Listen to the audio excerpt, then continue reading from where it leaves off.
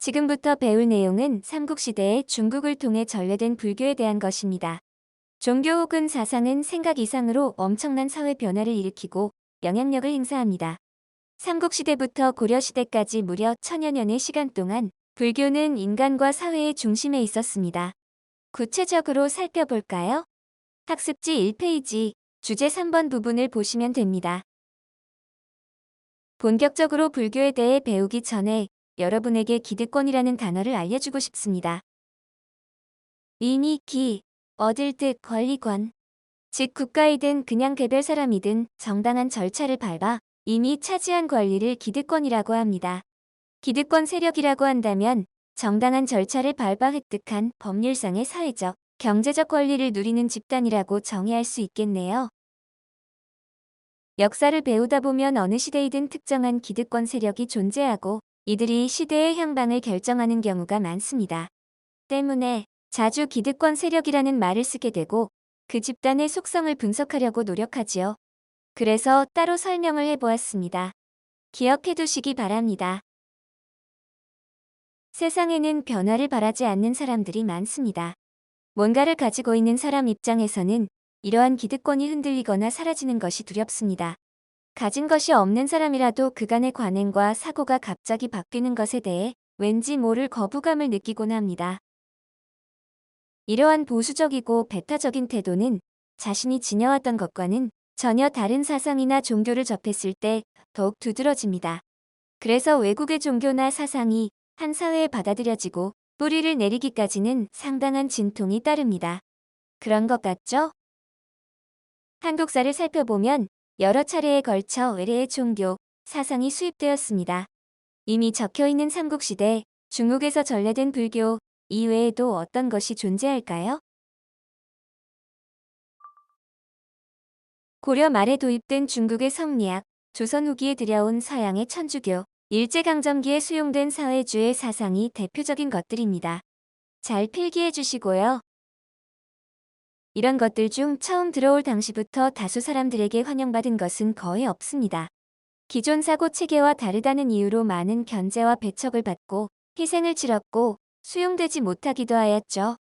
신라 때의 이차돈, 조선시대의 김대건 신부 등은 새로운 종교 수용 과정에서 순교자로 기억되고 있습니다.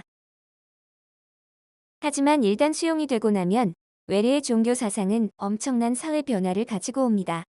인간의 삶에 대한 태도, 사회를 바라보는 인식이 달라집니다. 궁극적으로 사회 구조의 변화에도 큰 영향을 끼치게 됩니다. 예를 들어볼까요? 불교와 성리학이 각각 고대 사회와 중세 사회의 모습을 변화시키는데 결정적이었다는 점은 상식일 것 같고요. 천주교로 상징되는 서양 문물과 서구의 가치 체계가 근대 사회로의 변화 속도를 더욱 빠르게 만들기도 했지요. 또한 분단된 이후 지금까지 북한 사회가 경험했을 모든 변화에 사회주의 사상이 깔려 있지 않습니까? 종교와 사상이라는 것 참 큰 영향력을 지닌 중요한 분야인 것 같습니다. 먼저 불교의 수용 배경을 살펴보겠습니다. 불교가 들어오기 이전에는 종교가 없었을까요? 원시신앙이라는 것이 있었습니다. 먼저 신석기 시대부터 생겨난 애니미즘을 알려드릴게요. 과학적인 지식을 갖지 못했던 당시 사람들은 자연의 모든 사물에 보이지 않는 영혼이 깃들어 있다고 믿었습니다. 영혼을 라틴어로 아니마라고 합니다. 아니마에서 애니미즘이 나온 것입니다. 짐승같이 살아 움직이는 것은 물론 나무, 바위, 심지어 비, 천둥, 바람 등의 기상현상까지요. 그런 것들 중에서도 자신의 생활과 관련 깊은 것이 신격화되고 숭배되었겠죠. 먹잇감이 나는 땅, 물, 바다를 주요 신으로 섬기고 나무는 풍요의 상징물로 섬겨졌습니다. 사슴 같은 사냥감은 계속 먹잇감으로 남아주기를 빌면서 제사를 지내주었겠죠. 호랑이 같은 맹수도 피해를 입지 않도록 기원의 대상이 되었고 농사를 지으면서는 곡물신이 중시되었습니다. 시간이 흘러 청동기 시대가 되면 농경의 발전이 두드러지며 기상현상인 태양, 비, 구름, 바람 등이 주로 섬김의 대상이 됩니다. 청동기 시대를 배경으로 하는 단군 신화에 풍백, 우사, 운사가 등장하는 것은 이러한 이유 때문입니다. 그러다가 태양, 비, 구름, 바람이 만들어지는 곳인 하늘천, 그 자체를 신격화하여 최고의 신으로 숭배하는 경향이 나타납니다. 단군 신화에서도 환인으로 표현되는 천신이 가장 높은 신입니다. 철기 시대로 발전하면서 천신 신앙은 더욱 성행하여 고구려, 신라, 가야 같은 나라의 건국 설화에는 하나같이 시조가 하늘에서 내려옵니다. 이처럼 사물에 영혼이 있다고 믿는 애니미즘은 인간 사회가 발전하면서 함께 고도화되어 천손의식이라는 고대 사회의 지배 이데올로기까지 발전합니다. 지배 집단이 스스로를 하늘에서 하강한 천신의 아들이라며 스스로를 신성한 핏줄로 미화합니다. 그리고 자신들을 모시는 집단의 구성원들 또한 선택받은 인간으로 칭하며 자부심을 느끼게 하고, 반면 복속시킨 다른 세력에게는 영원히 우리의 지배를 받는 것이 어쩔 수 없는 숙명임을 강조했습니다. 애니미즘뿐 아니라 토테미즘도 존재했습니다. 토테미즘을 이해하는 키워드는 부족, 그리고 상징입니다. 한 부족이 어떤 종류의 동물이나 식물을 신성시하여 집단의 상징으로 삼는 것을 말합니다.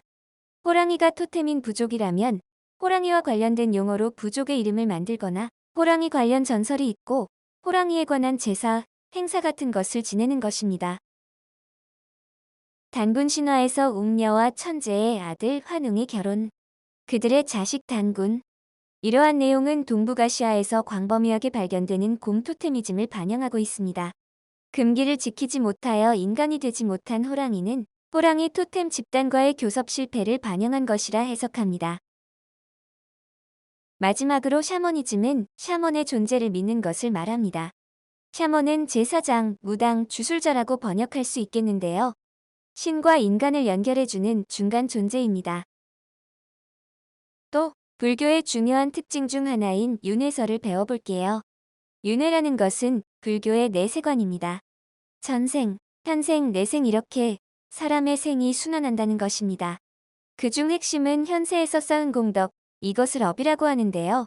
업의 많고 적음에 따라 죽은 후 다시 태어날 세상에서의 신분이나 지위 등이 결정된다는 것입니다. 즉 지금 세상에서 아무리 높은 신분으로 떵떵거리고 살아도 나쁜 짓만 하면 다음 생애에서는 부귀영화는커녕 지옥에 떨어져 고통을 받게 된다는 이야기입니다. 사람들은 이 윤회설을 어떻게 받아들였을까요? 삼국의 지배층들은 불교의 내세관을 좋아했을까요? 뭐라 한마디로 이야기하긴 어렵습니다. 사람마다 달랐을 수 있을 것 같아요. 다만 이러한 윤회설, 업설이 퍼지면서 당시 현실 문제를 안정시키는 효과는 분명히 있었을 것 같습니다. 계급 간의 갈등도 완화하고 사회 모순도 해소하였다는 표현은 이런 의미입니다. 다음 페이지로 넘어가 볼게요. 인도에서 성립된 불교가 중국을 거쳐 우리나라에 들어온 것은 대체로 삼국의 정립이 시작된 4세기경입니다. 중국과 활발히 교류하고 있던 고구려와 백제의 경우 늦어도 4세기 후반에는 절을 짓고 승려를 양성했다고 전해집니다. 신화에서는 좀 늦게 5세기 전반에 고구려를 통해 불교가 처음 소개된 후 100여 년이 흐른 법흥왕 15년 무렵에 국가 종교로 정식 인정을 받았습니다. 삼국 모두 왕실이 적극적으로 불교를 받아들였습니다. 왕의 입장에서 볼 때 불교는 어떤 매력이 있었던 걸까요? 무엇보다도 불교는 왕의 권위를 높이는 데 유용한 면이 있습니다. 삼국의 불교가 전래되고 확산되던 시기에 중국에서는 이미 왕이 곧 부처, 줄여서 왕즉불이라는 말로 왕권의 신성함을 강조하기도 하였습니다. 부처는 모든 것을 초월하는 유일한 절대자로 신봉되는 만큼 왕을 부처에 비교한다는 것은 왕권에 대한 도전을 이념적으로 봉쇄함을 뜻합니다. 도입부에서도 말했듯이 천신 하늘신을 최고로 섬기고 있던 삼국에서 부처라는 인도의 신을 받드는 불교가 수용되었다는 것은 엄청난 변화를 뜻합니다. 수용 과정에서 반발도 적지 않았겠죠? 특히 그 중에서도 신라는 2차돈의 순교 이야기가 말해주듯이 피를 수반하는 진통을 겪었습니다. 당시 신라 사회에서 불교가 배척당한 데에는 최고신을 바꾸는 것에 대한 거부감이 컸습니다. 그런데 귀족들을 대표로 한 지배층의 반대가 신라에서만 유독 강했던 이유는 뭘까요? 이때까지 천신의 권위를 이용해 자신들의 지배를 정당화해온 지배층 입장에서는 불교에서 표방하는 왕즉불 사상이 싫었을 것입니다. 불교 사상에서도 하늘이나 천신의 존재가 있어요. 근데 천신의 위상은 부처에 비하면 보잘것없습니다. 천신도 사람이나 동물들처럼 윤회의 굴레를 벗어나지 못한 존재일 뿐, 윤회를 뛰어넘어 해탈에 이른 자는 부처뿐이라고 합니다. 천신의 권위를 이용해 자신들의 지배를 정당해왔던 귀족층 입장에서 천신의 외소화를 받아들이기 싫었겠죠. 게다가 신라의 경우 백제, 고구려보다 국왕의 위상이 그다지 높지 않은 상황이었습니다. 신라는 6개 부족의 연맹체로 시작되었는데 법흥왕 때까지도 왕이긴 하지만 혼자 처리하고 추진할 수 있는 일이 거의 없었습니다. 모든 귀족들 위에 군림하는 최고 지배자가 아니었습니다. 그동안 국왕이나 귀족들은 모두 천신의 후예였으니 근본적인 차이가 없는 셈이었습니다. 아무리 율령이 만들어지고 아무리 영토가 넓어진들 왕권이 강고하지 못하면 고대 국가로 제대로 기능할 수 없습니다. 이런 상황에서 불교는 좋은 도구가 될 수 있었습니다. 왕 자신을 부처로 생각해주면 좋지만 그렇게까지 못한다고 하더라도 가장 강력한 신은 부처, 왕은 그 부처를 섬기는 자로서 보호를 받는다고 선전한다면 왕의 위상이 귀족들보다 높아질 것은 확실했습니다. 그래서 불교를 국가적으로 공인하려 하는데 6개 부족 연맹체였을 때의 관행이 남아있는 상황에서는 쉽지 않았던 겁니다. 법흥왕이 고민하고 있을 때 측근이었던 이차돈이 자신을 희생양 삼을 것을 제안했고 결국 귀족과의 힘겨루기에서 승리한 것입니다.